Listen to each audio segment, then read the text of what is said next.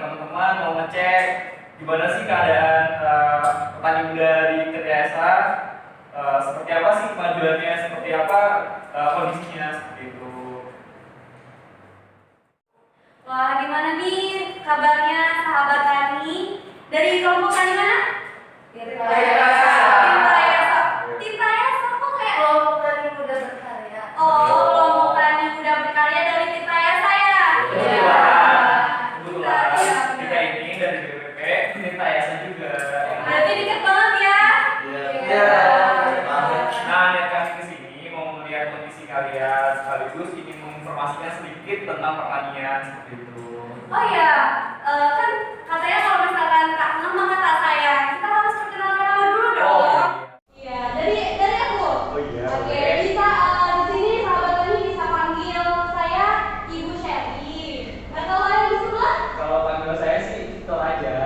Bapak Victor. Oke. Sudah cukup? Cukup. Iya. Dan kita di sini ingin memberikan sebenarnya kita bukan guru dan lain sebagainya ya. Nah, ya kita di sini ingin memberitahu informasi tentang penggunaan teknologi ya tepat guna. Nah, Kita langsung aja ya ke penyampaian materi. Teman-teman tolong diperhatikan kalau memang ada yang kurang jelas, nanti kita ada sesi tanya jawab. Silakan bertanya nanti. Oke.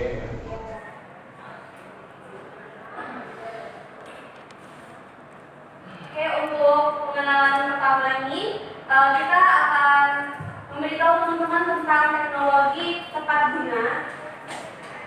Ya bisa ditampilkan slide-nya. Nah, teknologi tepat guna itu sebenarnya sebuah teknologi yang bisa kita gunakan di bidang pertanian, di mana kita menggunakannya tersebut berskala kecil, tapi dengan menggunakan teknologi itu kita bisa memanfaatkan lahan yang memang sedemikian rupa sekarang itu semakin menyempit lahannya. Jadi lebih tepatnya ke intensifikasi lahan. Teman-teman tahu intensifikasi lahan? Oke, kalau gitu berarti intensifikasi sendiri adalah upaya di mana kita bisa memaksimalkan hasil panen dari padi itu sendiri. Kita kan ini contohnya adalah padi. Nah, dengan cara kita menggunakan teknologi ataupun dengan cara kita menggunakan pupuk yang sedemikian rupa sehingga bisa menghasilkan hasil produksi tersebut meningkat. Gitu. Sudah paham? Sudah. Jadi kita lanjut slide selanjutnya. Nah, ini adalah suatu alat pertanian tadi, teknologi tepat guna yang sudah dijelaskan, di mana ketika sudah dimasukkan ke dalam suatu alat tersebut, nanti kita akan tarik. Nah, ini adalah bibit yang memang sudah siap tanam. Nah, di sini ada petani yang memang dia ingin membawa si bibit ini untuk dimasukkan ke dalam mesin tersebut. Ya, bisa dilihat. Jadi sudah berbentuk kotak-kotak gitu ya, jadi lebih mudah ketika dimasukkan ke dalam alat, ke dalam mesinnya. Nah, ini, nah, jadi dia sudah ada step-stepnya itu sesuai dengan ukurannya. Jadi setelah itu dimasukkan ke dalam alat tersebut. Jadi memang ada empat step ya di situ.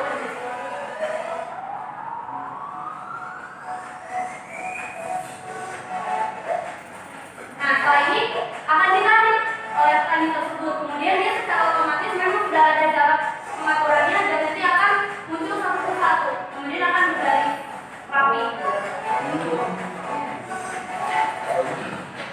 Jadi memang di sini juga yang bekerja hanya dua orang ya, karena memang atas bantuan alat tadi tersebut. Jadi makanya dia memang lebih efisien pemanfaatannya. Kemudian alat tersebut ditarik terus sampai memang olahan itu semua terpenuhi akhirnya.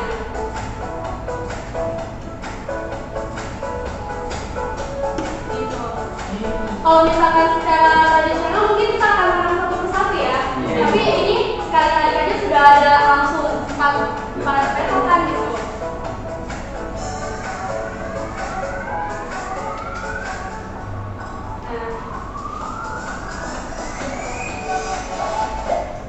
Oke, jadi itu adalah salah satu penggunaan alat tanam untuk penanaman padi dari teknologi tepat guna. Selanjutnya nanti akan ada video penayangan untuk pemanenan juga yang disampaikan oleh Bapak Victor. Silakan. Ini adalah salah satu contoh alat panen modern yang memanen padi secara canggih dan modern ya, terutama alat itu bisa menghemat biaya dan juga tenaga seperti itu. Nah, alat itu langsung mengubah dari tanaman padi menjadi ampas, kemudian dipisahkan gitu, udah dalam bentuk gabah seperti itu. Nah, bisa dilihat teman-teman. Wow. Nah, tanaman tersebut langsung dikeluarkan oleh mesin tersebut dalam bentuk seperti ampas ya teman-teman.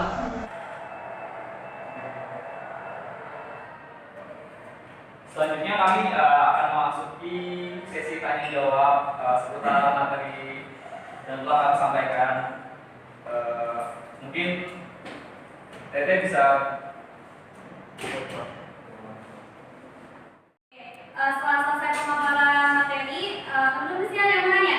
Silakan. Oke. Kalau semuanya mau nanya ya berarti benar-benar. Iya. Ya. Ya udah kalau misalkan gitu, silakan Mbak yang di depan dulu deh. Katanya itu ada ikannya ya, terus airnya kan banyak. Nah itu apa airnya enggak ngerebes ke pematang sawahnya? Terus ikannya apa enggak kabur gitu lewat irigasinya?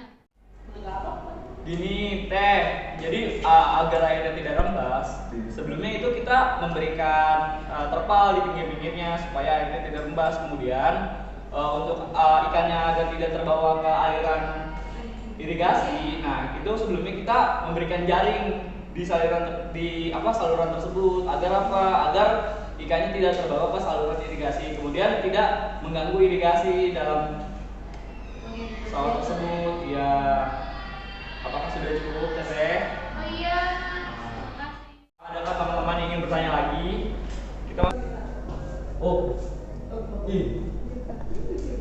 Ya baik, terima kasih AATT sekalian ya.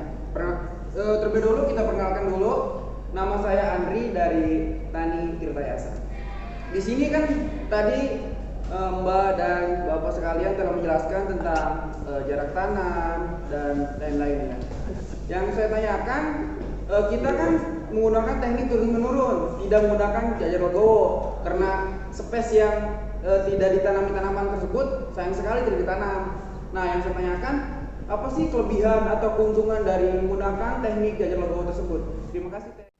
Oke, terima kasih atas pertanyaannya Mas Andri. Tadi bertanya tentang sistem jajar legowo ya. Nah, untuk informasi buat teman-teman juga di sini, kalau misalkan jajar legowo itu sendiri adalah dia system of rice intensification. Jadi termasuk ke dalam intensifikasi kan. Nah, sama seperti alat penanaman padi tadi yang sudah diberitahu. Nah, itu merupakan salah satu alatnya. Nah, kalau misalkan jajar legowo itu adalah suatu sistem penanaman dengan menggunakan jarak tanam. Nah, jarak tanam di sistem jajar legowo itu sendiri adalah 25 cm dikali 25 cm. Dan sedangkan kalau untuk tegel yang biasanya kita tidak ada jarak, itu dia 20 cm dikali 20 cm. Jadi memang lebih ada bedanya ya, lebih 5 cm daripada sistem tanam biasa gitu.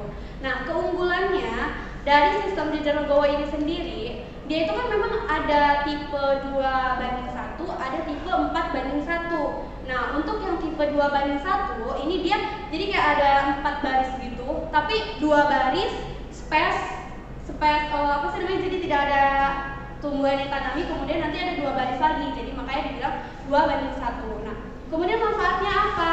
Nah, untuk yang space 2:1 ini dia itu bisa untuk meningkatkan produktivitas dari padi sendiri gitu.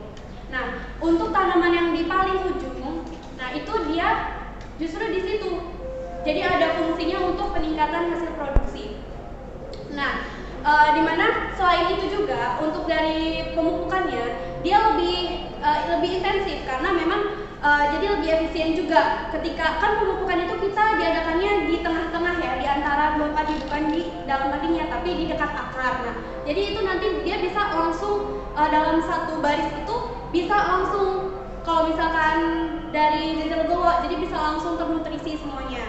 selain itu untuk pencahayaan, karena fotosintesis butuh cahaya. Jadi ketika adanya jarak tersebut, nah justru cahaya itu lebih banyak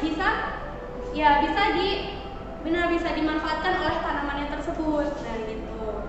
Nah selain itu, karena kan memang di dalam lahan pertanian itu kan ada gulma juga. Nah nanti di antara space-nya itu kita bisa untuk menghilangkan gulma itu justru. Nah jadi itu manfaatnya. Gimana?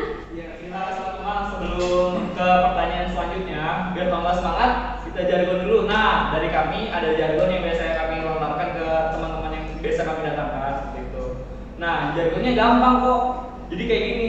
Kalau saya bilang tani muda Tirtayasa, kalian bilang kelompok tani muda berkarya.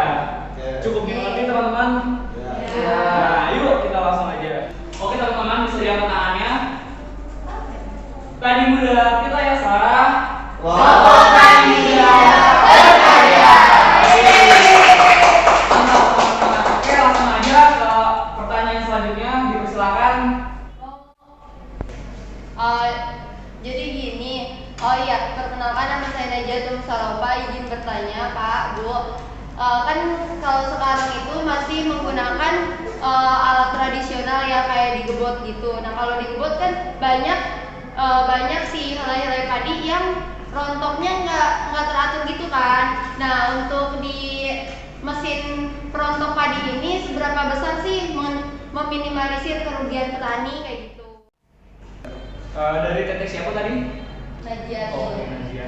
Oke, jadi gini teteh Najwa. Sebelumnya kerugian yang akan diminimalisir itu sekitar 90% lah. Soalnya apa? Terlihat perbedaan yang sangat jauh gitu loh saat kita melihat video tadi, ya kan? Kayak saat digembos ataupun seperti itu kan yang teteh bilang secara tradisional itu banyak sekali yang tidak maksimal gitu loh. Padi yang copot, padi yang rontok. Nah, dengan menggunakan alat yang modern tadi itu bisa meningkatkan hingga 90%, meminimalisir kerugian yang seperti itu. Jadi apakah sudah? Iya, terima kasih Bapak. Oke, sama-sama. Saya ingin bertanya, jadi tadi kan pembahasannya tentang teknologi tepat guna. Jadi saya ingin membahas tentang sedikit menyerempet ke teknik budidayanya. Jadi saya pernah mendengar namanya mina padi, tapi saya kurang tahu ya mina padi itu kayak gimana sebenarnya, Mbak. Oke, terima kasih atas pertanyaannya Mbak Astri. Saya akan menjawab bahwasannya mina padi itu adalah suatu sistem penanaman padi di mana di dalam satu lahan, satu petak lahan padi itu di situ ada dua kegiatan. Jadi dua kegiatan itu dia ada penanaman padi, tapi di sisi lain juga di situ nanti ada ikan-ikannya gitu. Nah, maksudnya ikan-ikan itu sama seperti tambak ikan gitu, cuman kita memanfaatkan air yang memang menjadi aliran irigasi di sawah tersebut. Jadi kita bisa memanfaatkan lahan tersebut supaya lebih efisien. Jadi ada dua kegiatan gitu kan. Ada untuk perikanan juga, kemudian juga untuk penanaman padinya juga, dan sehingga nanti dari lahan satu petak lahan itu bisa menghasilkan hasil panen ikan, kemudian juga panen padi gitu. Sudah cukup ada. Oke, untuk sesi tadi ini kita akan ada satu pertanyaan terakhir. Silakan siapa yang mau bertanya? Baik, nama saya Intan Fauzia. Di sini kan tadi sudah dijelaskan mengenai teknologi tepat guna. Yang ingin saya tanyakan itu, dengan adanya teknologi tepat guna ini, bagaimana nasib para petani yang belum melek teknologi gitu? Kan di Indonesia itu sendiri para petani itu kebanyakan yang sudah lanjut usia dan mereka itu belum melek teknologi gitu. Nah, dengan begitu para petani tersebut para petani tersebut akan kehilangan pekerjaannya gitu karena akan tergantikan dengan teknologi tersebut. Nah, bagaimanakah cara pemanfaatan teknologi tepat guna ini tapi tidak mengancam pekerja para petani gitu? Soalnya kan masih banyak petani yang belum paham tentang teknologi kayak gitu seperti itu. Nah, untuk sekarang kan kita ada di era 4.0 di mana semua itu digantikan oleh teknologi, ya kan? Ada Internet of Things. Nah, kita sekarang saingannya adalah bagaimana kita itu bisa unggul dengan negara lain. Jadi mau tidak mau kita harus menggunakan teknologi tersebut. Kita harus mengenalkan teknologi tersebut pada seluruh petani-petani. Nah, teman-teman di sini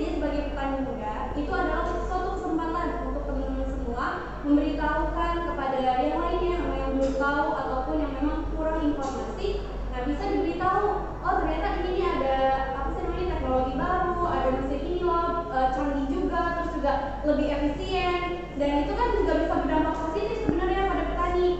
Misalnya adalah di mana biaya usaha taninya itu bisa kecil tapi keuntungannya bisa besar gitu. Nah, memang dari penggunaan teknologi ini ada dampak negatifnya juga, di mana tenaga kerja itu digantikan oleh mesin atau teknologi. Nah, tapi kita memang tidak bisa menghindari itu semua karena memang sudah era globalisasi gitu. Tapi yang bisa kita lakukan adalah bagaimana kita bisa memanfaatkan teknologi itu dengan sebaik-baik mungkin. Nah, gitu. Jadi teman-teman di sini juga bisa menjadi motivator nih untuk teman-teman yang lainnya. Dari awal sampai akhir tadi kita bisa menyimpulkan bahwasanya teman-teman di sini sebagai petani muda adalah regenerasi dari petani-petani yang sudah lanjut usia.